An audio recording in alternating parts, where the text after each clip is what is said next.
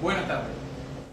En el estudio de las máquinas eléctricas, el día de hoy vamos a elaborar un motor de corriente continua.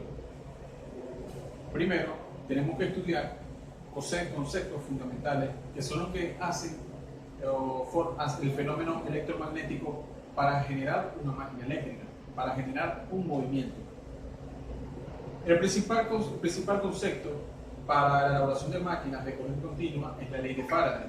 La ley de Faraday nos dice que un campo magnético que varía a través del tiempo, ¿verdad?, atravesando un conductor o una bobina, esta variación del campo magnético va a generar un voltaje en sus terminales. Y vemos los imanes generando un campo magnético y estos tendrían que moverse para variar en el tiempo y por lo cual tendríamos una lectura. Ahora bien, si nosotros conectáramos un osciloscopio en cada uno de estos terminales, tendríamos la siguiente lectura. Identificamos con la letra A el terminal de abajo y la letra B el otro terminal. Como vemos, nos genera una onda sinusoidal, ¿verdad? Dado que cuando el imán se aleja hacia el otro extremo de la bobina, generará un voltaje inverso. De igual manera sucederá con el otro imán, por lo que vamos a tener unas ondas sinusoidales. Este comportamiento de las ondas es el que comúnmente vemos en los generadores de emergencia, en los generadores que tienen un punto neutro flotante. En conclusión, tenemos voltaje en los dos terminales y la sumatoria del voltaje nos da el voltaje que nosotros vamos a utilizar, ya sea 110 o 220 voltios. Otro ejemplo muy notable de estos fenómenos ocurre en el volante magnético, que es el sistema de generación eléctrica de las motos, mayormente las motos pequeñas. Vamos a representarlo acá. Acá tenemos tres bobinas conectadas. Como vemos, representamos aquí dos polos que representarían los polos de un campo magnético y las flechas me dicen que este campo magnético está girando, generando voltaje en sus terminales. Ahora bien, ¿qué pasaría si nosotros elimináramos uno de los polos, que tuviéramos solamente un solo campo magnético variando a través del tiempo? Si evaluamos una sola bobina, si estuviéramos evaluando una sola bobina, obtendríamos esta gráfica. En 180 grados tenemos una generación de un campo magnético con una amplitud máxima y después sería cero. Y 360 grados después, que sería cuando el imán vuelve a pasar por la bobina, tendríamos otra vez el campo magnético. Como vemos, en un solo sentido. Ahora bien, esta información es muy importante para poder determinar cómo lo vamos a utilizar en una máquina eléctrica, en este caso un motor. Aquí vemos en representación otra vez dos imanes de polos opuestos. Y aquí vemos nuestra máquina. Nuestra máquina está compuesta por los apoyos, que son los que permiten que el eje se deslice. Vamos a tener la bobina con dos cables, dos terminales, y en este caso nuestro sistema de alimentación van a ser dos anillos deslizantes alimentados por dos escobillas, una con un voltaje positivo y otra con un voltaje negativo. Obviamente la gráfica de la energía que alimenta las escobillas es esta, siendo de un voltaje de corriente directa. ¿Qué sucede? Cuando alimentamos nuestra bobina, voltaje positivo o negativo genera un campo magnético en esta. Si este campo es igual al campo del imán, lo repele, con lo cual la bobina girará 180 grados. Como este imán tiene un campo magnético opuesto al imán de arriba, quiere decir que van a ser polos diferentes. La bobina con el imán, con lo cual lo atraerá O sea que nuestra máquina va a girar 180 grados y se va a detener en el punto de abajo. No se va a mover más. Es un problema. Lo mismo sería si partiéramos con la bobina del lado de abajo, de hecho ni se movería. Se quedaría directamente pegada en el imán. Es aquí donde nace la necesidad. Un invento muy práctico, lo que fue el precursor del motor eléctrico, que es el colector.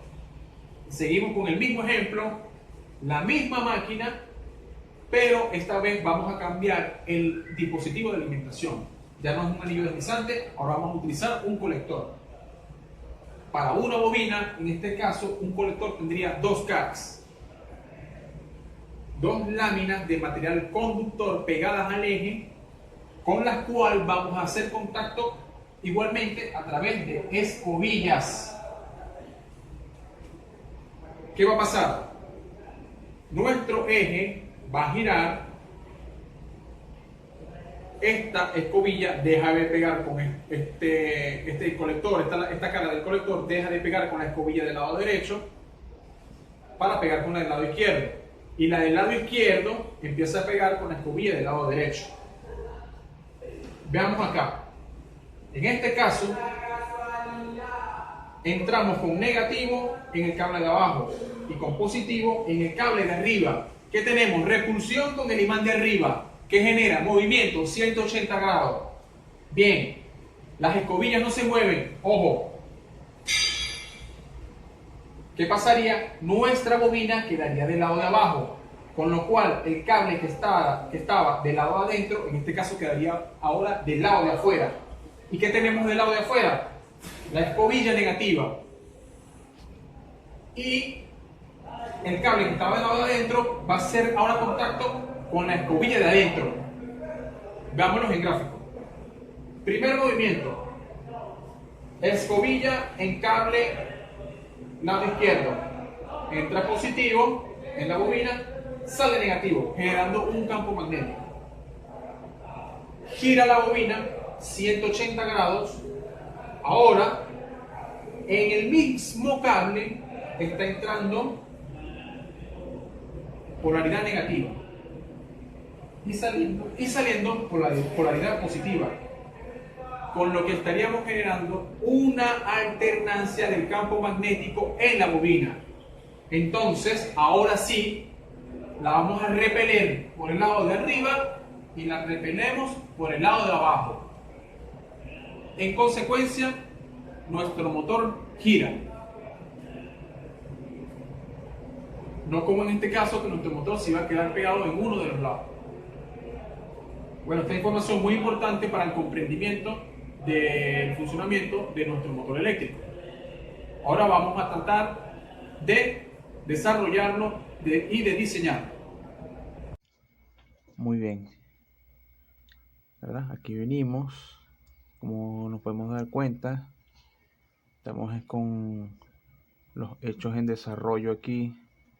Tenemos a nuestro rotor en plena elaboración y vamos a comenzar por describir qué es lo que estamos viendo, ¿verdad?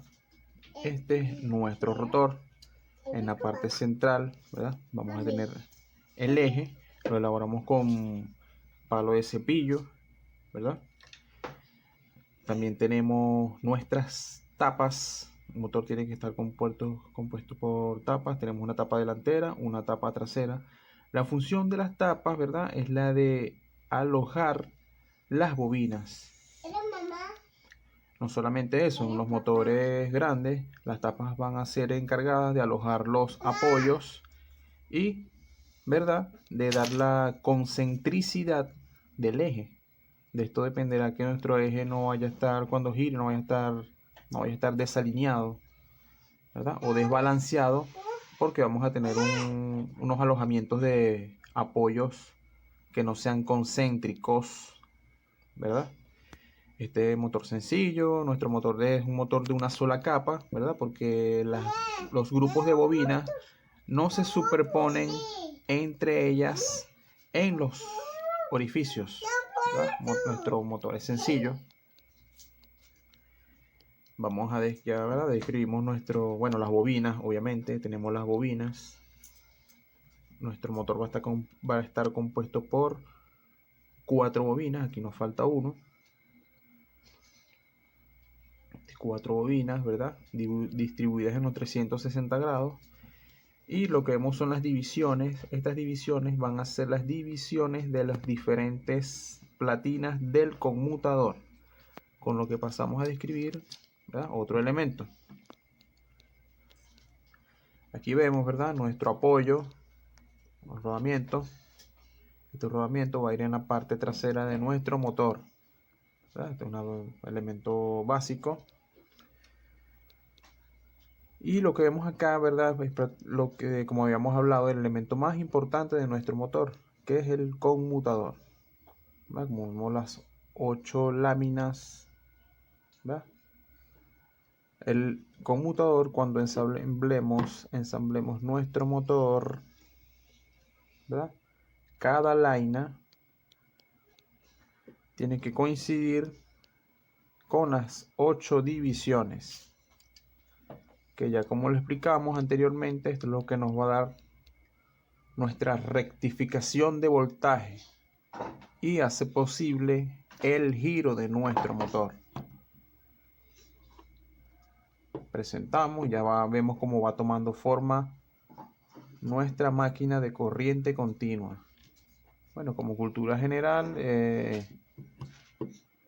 toda máquina rotativa tiene que estar compuesta por lo menos de 2 apoyos. Y aquí tenemos nuestro rotor bobinado, ¿verdad?, de nuestra máquina de corriente continua. Como podemos ver, ya tenemos 3 bobinas elaboradas en esta parte. Esto es una parte muy artesanal y es muy importante para la técnica y el orden y la paciencia. Por lo menos voy a explicar la técnica que yo apliqué para la elaboración de la bobina. Es muy importante. A mí me resultó mucho más fácil elaborarla fuera del rotor. La técnica que utilizamos fue la siguiente. Con la primera vuelta de alambre vamos a determinar el tamaño de nuestra bobina, ¿verdad? Más o menos aquí marcamos, la tomamos y más o menos por aquí da. Damos una forma de circunferencia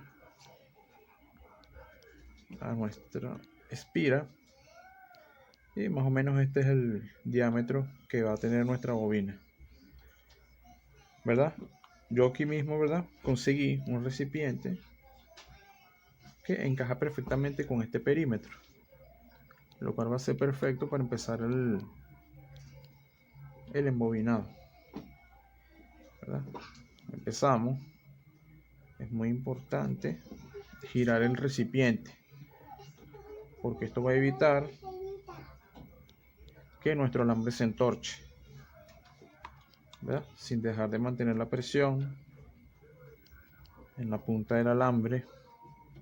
Seguimos entorchando, seguimos girando, ¿verdad? Y continuamos. Continuamos. Aquí vemos, ya formamos nuestra bobina en nuestro recipiente. Ahí está ya apretadita, ¿verdad? El alambre agarra la forma. Entonces vamos a proceder a retirar.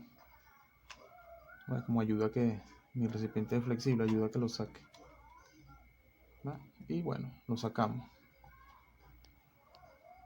Sacamos nuestra bobina, ¿verdad? Y ya yo sé, porque con las otras que ya realicé, que tengo que dejar que ella expanda y me da más o menos el largo que yo necesito. Aquí dejo que ella expanda, ¿verdad? Yo sé que con esa expansión me va a dar más o menos el largo que yo necesito, por la experiencia con las otras bobinas. Ok, entonces este sería más o menos el largo en descanso. La parte muy importante ahora es la siguiente. Esta bobina tenemos que trenzarla, porque si no, eso se abre un desorden, ¿verdad? Vamos a hacer especie de un trenzado. ¿verdad? Trenzado.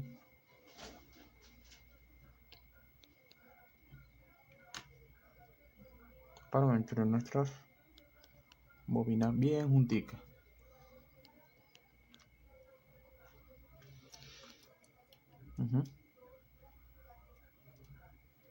Perfecto. Seguimos al siguiente.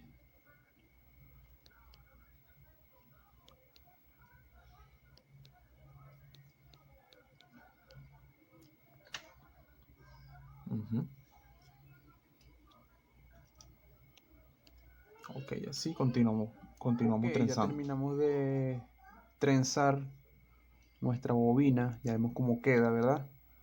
Se ve mucho más compacta, más ordenadita y mucho más manejable. Ya de acá lo que nos queda, como vemos, ya tenemos aquí el único espacio que nos queda para la bobina que nos falta, es darle forma a la bobina para poder insertarla. Es importante que se utilicen elementos que no vayan a dañar nuestro aislante. Elementos plásticos, elementos suaves que no lo vayan a dañar. Vamos a dar la forma y la vamos a insertar. Importante tener en cuenta que las puntas de la bobina tienen que entrar por acá, por los agujeros que le hicimos a nuestra tapa intencionalmente. Como vemos en las otras bobinas, nuestras puntas salen por acá, ¿verdad? Y ellas van a tener, o están elaboradas, ¿verdad? Para que sean soldadas. Estas las vamos a soldar en nuestra platina, ¿verdad? Una punta va a ir soldada en la cara inmediata y la otra punta va a ir soldada en la cara opuesta, 180 grados. De igual manera, el siguiente grupo de bobinas va a venir en la platina conjunta, soldada, y en la otra punta de la siguiente bobina igualmente en el otro extremo, 180 grados. Esto lo vamos a hacer hasta que completemos todos nuestros grupos de bobinas.